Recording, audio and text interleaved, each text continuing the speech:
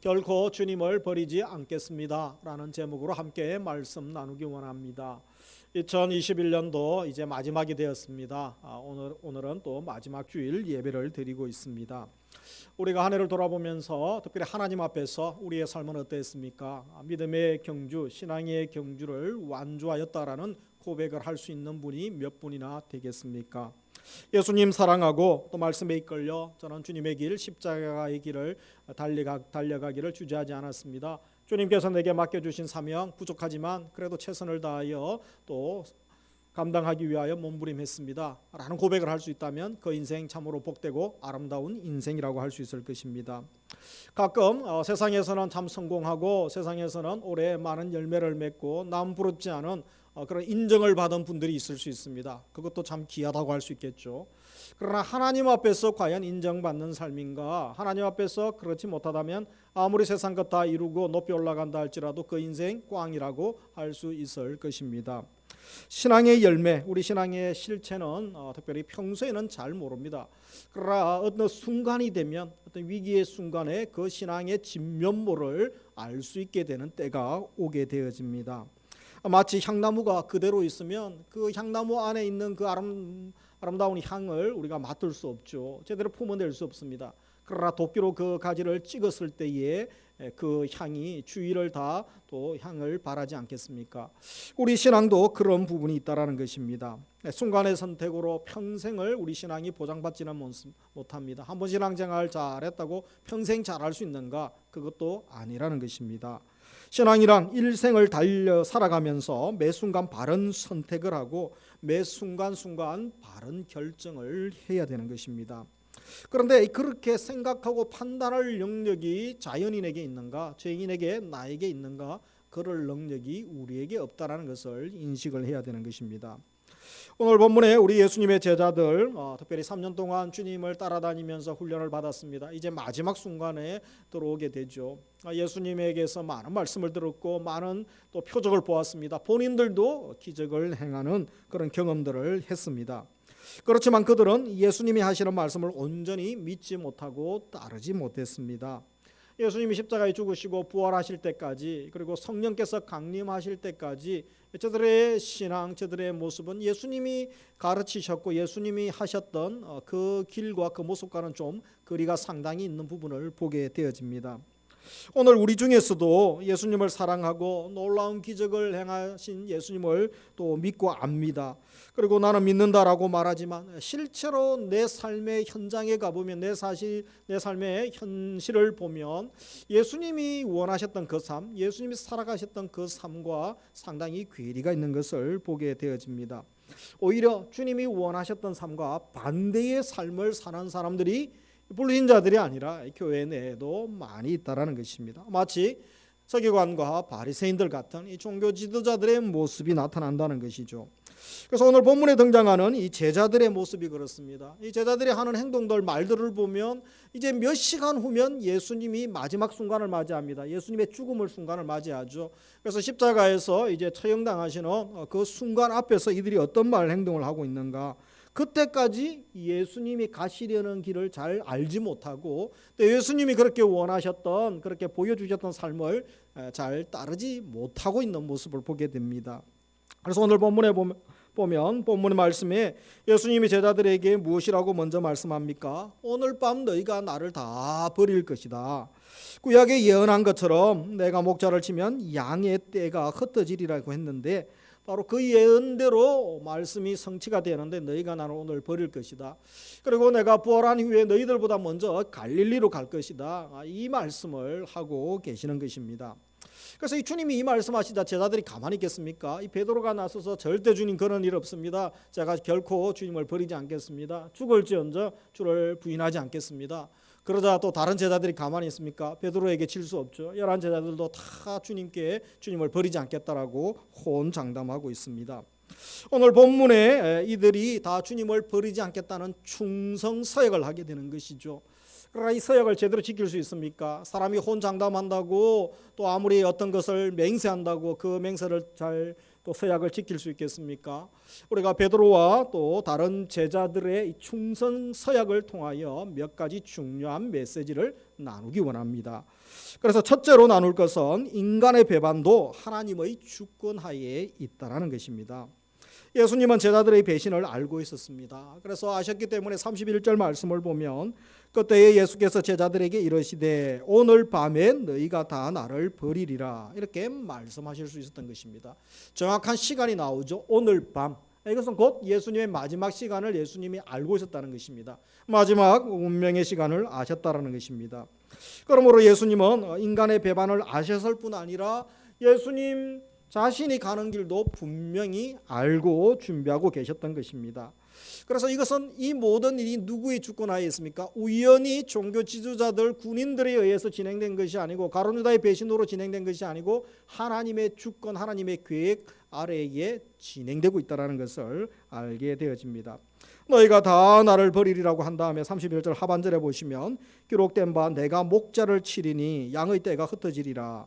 그래서 이 말씀은 구약 말씀을 인용한 것인데 스가랴 말씀을 인용한 것입니다.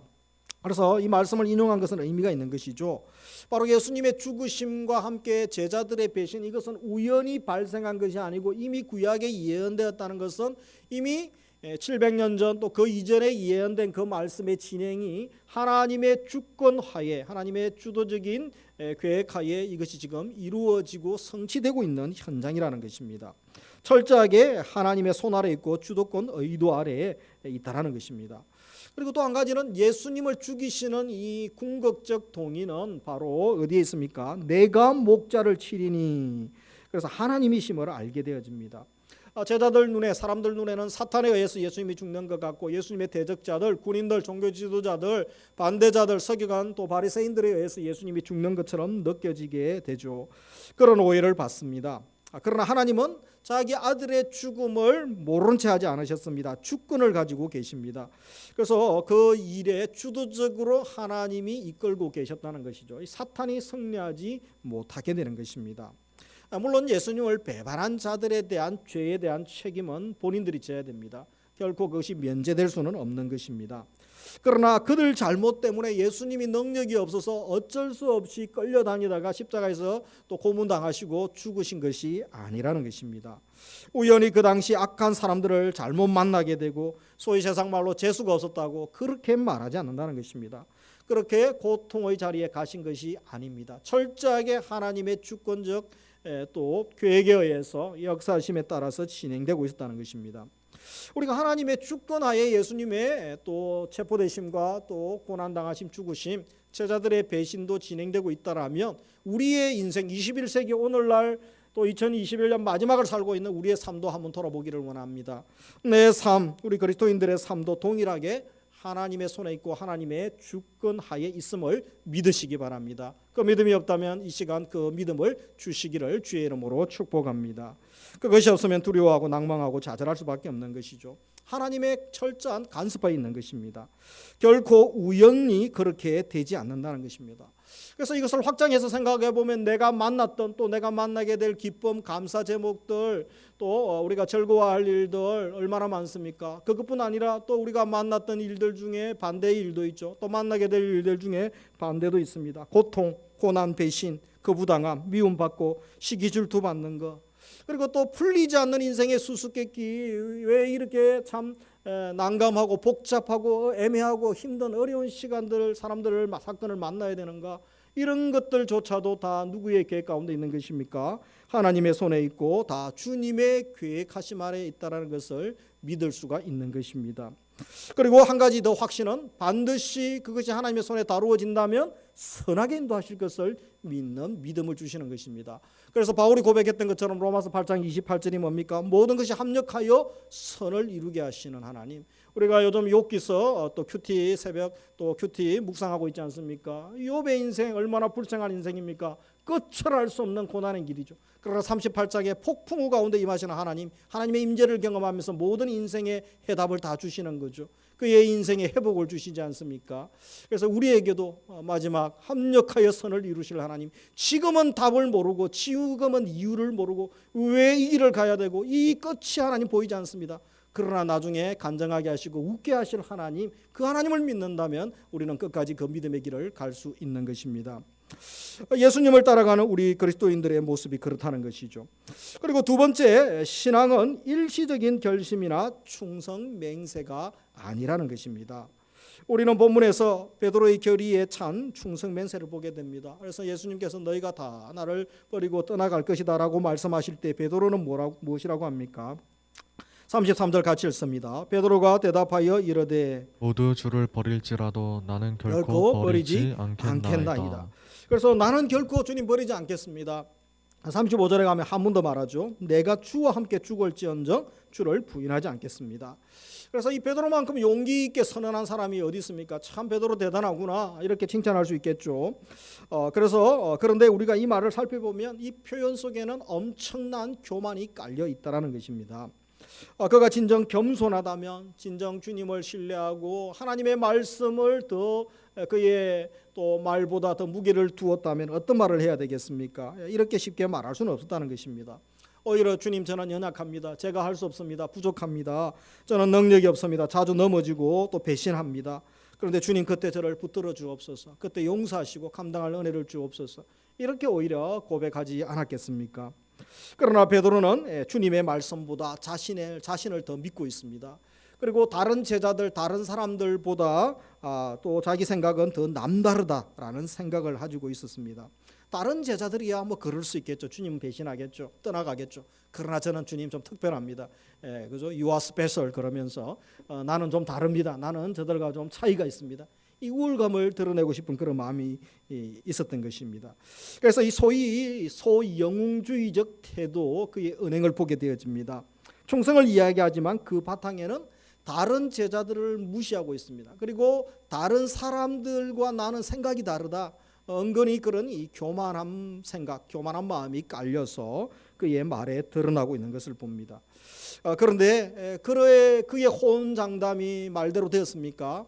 나중에 우리가 26장 마지막에 가면 베드로의 또 모습이 나오죠. 3번이나 맹세하고 저주하면서 부인합니다.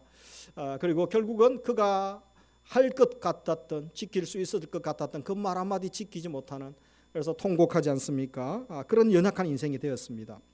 오늘날도 주님이 진정 원하시는 제자의 모습, 큰 소리치면서 내가 주님께 충성합니다. 그리고 두 손 들고 눈물을 흘리면서 주님 사랑합니다. 주님밖에 없습니다. 그리고 남들보다 또 내가 더 경건한 종인 것처럼 그렇게 드러내고 또 그렇게 보이기를 주님은 원하지 않는 것입니다. 우리 주님은 그냥 묵묵히 주님의 길을 가고 큰 소리 치지 않아도, 다른 사람과 비교하지 않아도 진심으로 주님 사랑하는 또 잠잠히 주님과 교제하며 그 삶을 살기를 원하시는 것입니다.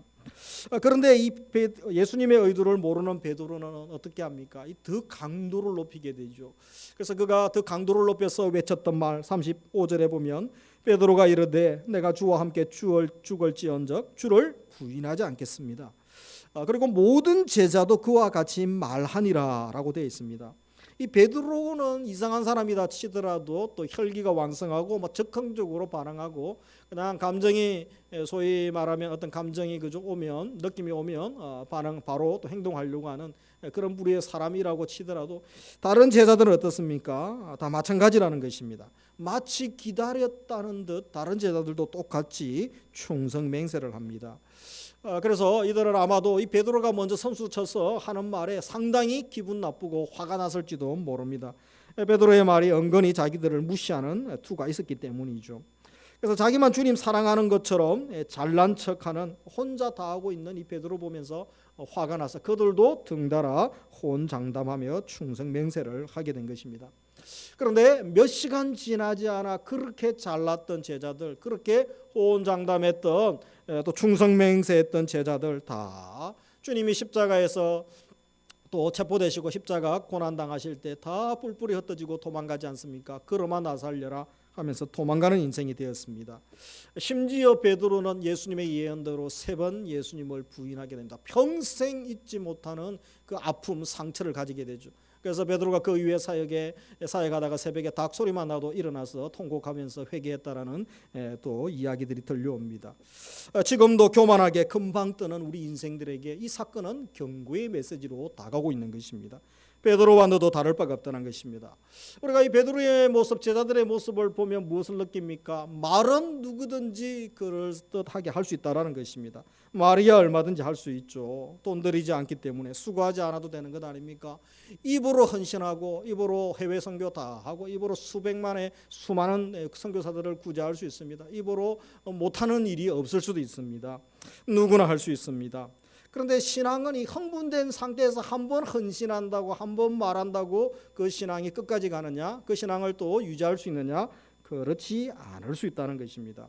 일시 흥분한다고 우리가 대단한 결심 또 하고 대단한 헌신 일시적으로 한 번은 할 수 있겠죠. 그러나 참 신앙은 서두에서 말씀드린 것처럼 매일 매 순간 꾸준히 바른 결정을 하고 바른 또 순종을 하는 것입니다.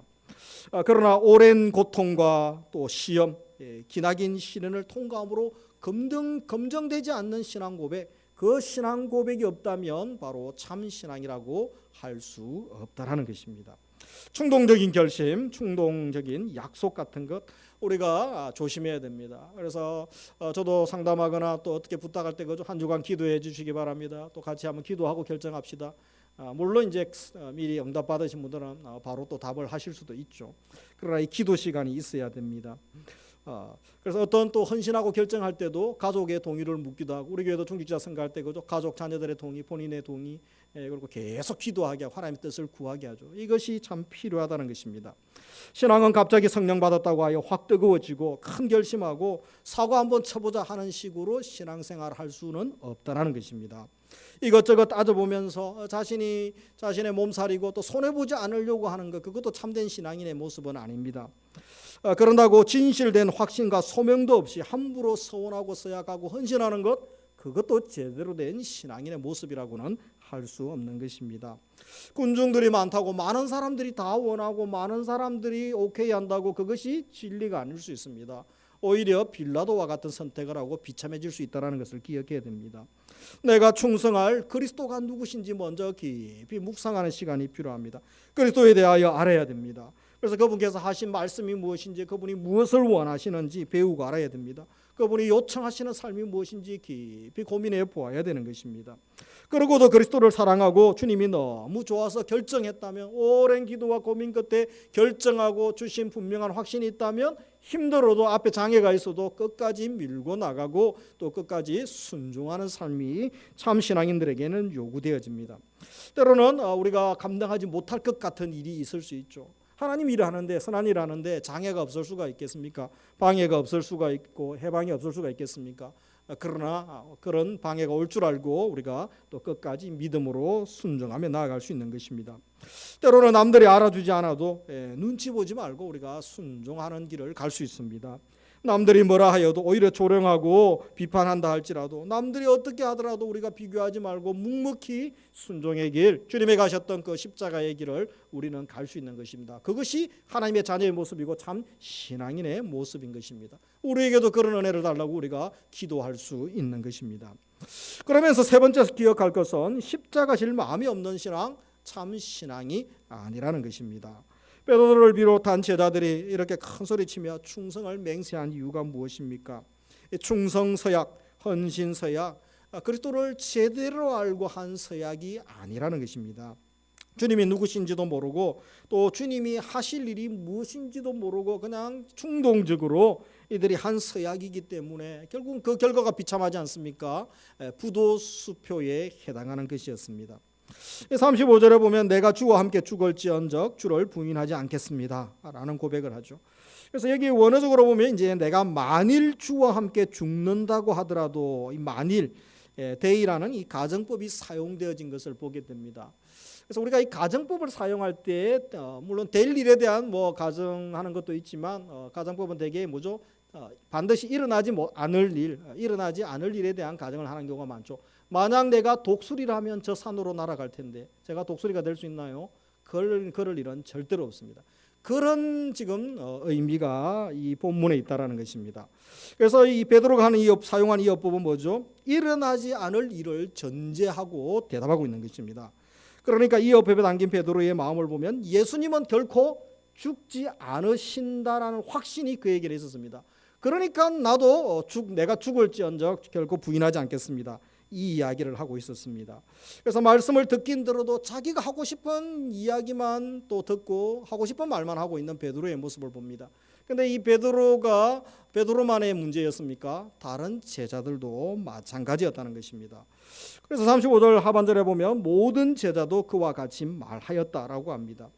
모두가 자신 있게 혹시 예수님 죽는다고 하더라도 우리도 주님 부인하지 않겠습니다. 이것은 정말 그들이 주님과 함께 죽겠다는 말이 아니었다는 것입니다.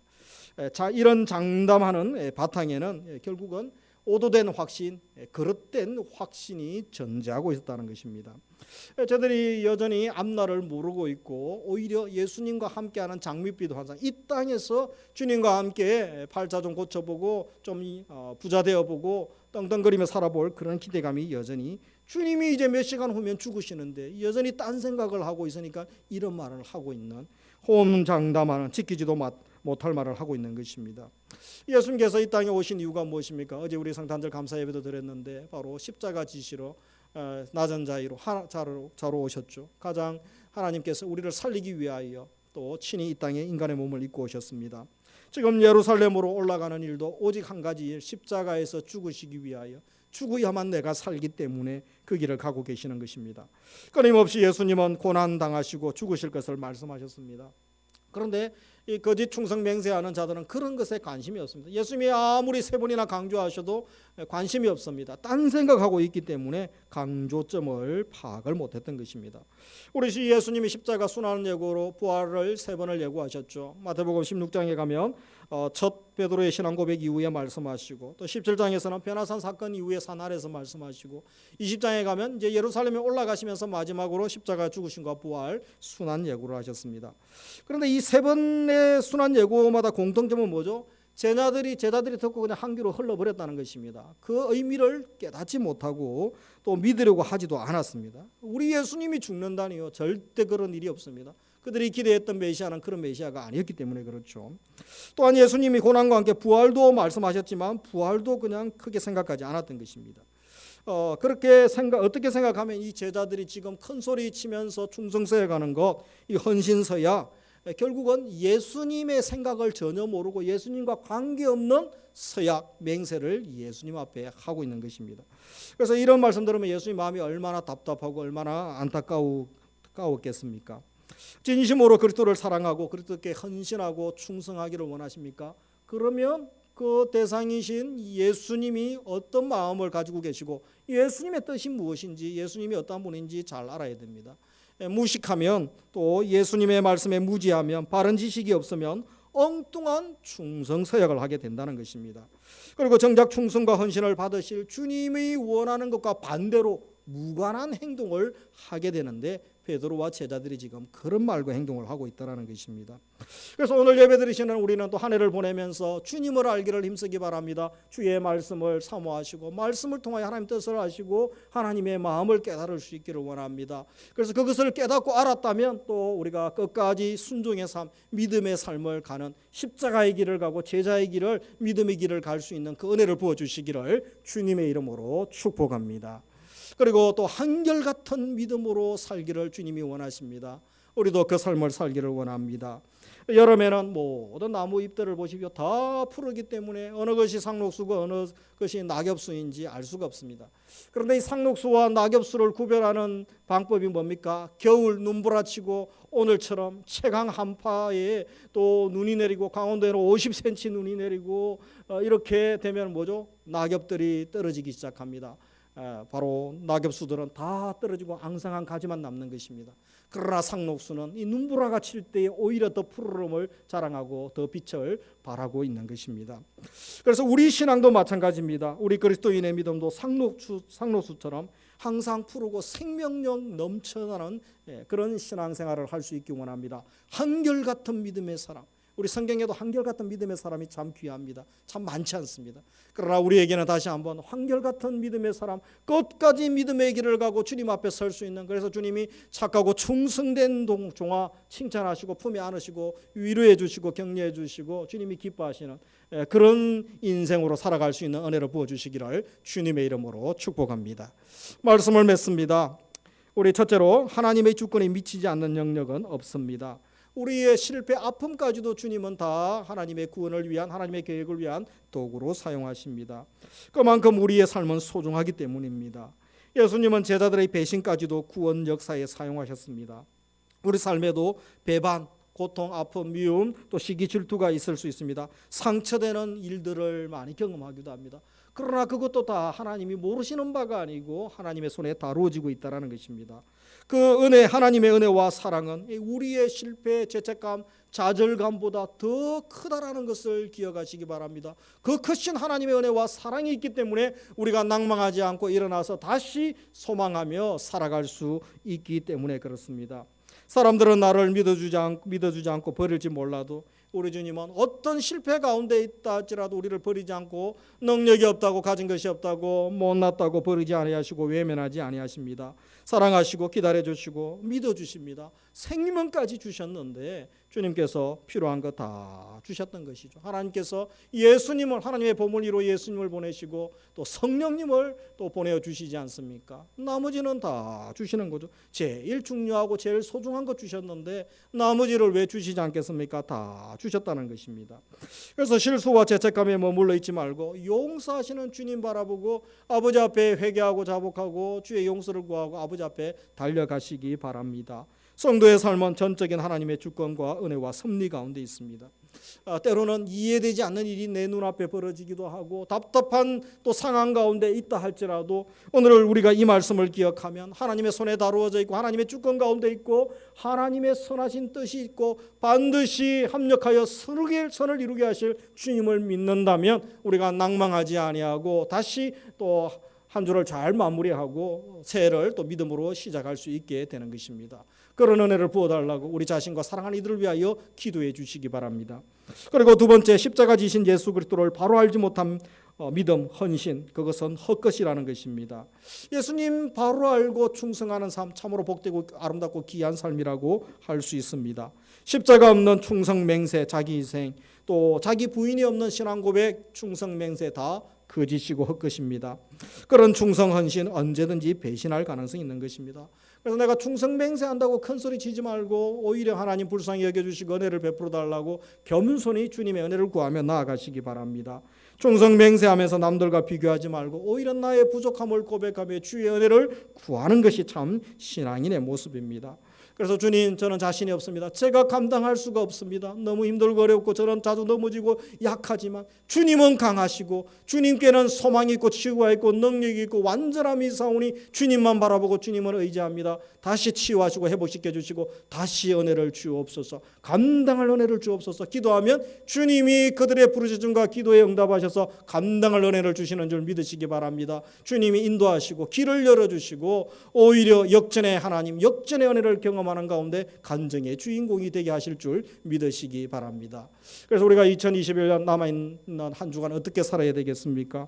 내가 결코 주님 버리지 않을 것이다라고 제자들처럼 호언장담하는, 내가 결심하는 수준의 신앙생활을 하는 것이 아니라 나는 연약하고 부족하지만 주님은 결코 나를 버리지 아니하시고 주님이 생명까지 주시면서 나를 사랑하셨기 때문에 반드시 그 이유를 언젠가는 알게 될 것이고 내가 포기하지 않고 믿음의 길을 가고 소망 가지고 이 길을 가고 있다면 주님께서 승리의 노래를 부르게 하실 것이고 반드시 주님께서 나를 통하여 일하실 것을 믿고 오히려 찬양하며 감사하며 나가는 삶으로 인도하여 주실 것을 기대하시기 바랍니다. 그런 귀한 하나님의 도구로 쓰임받는, 그래서 남아있는 한 주간도 아름답게 마무리하시고 2022년 새해 주님과 함께 비상할 수 있는 새로운 은혜를 부어주시기를, 그 은혜 받는 우리 성도님들 다 되시기를 주님의 이름으로 축복합니다.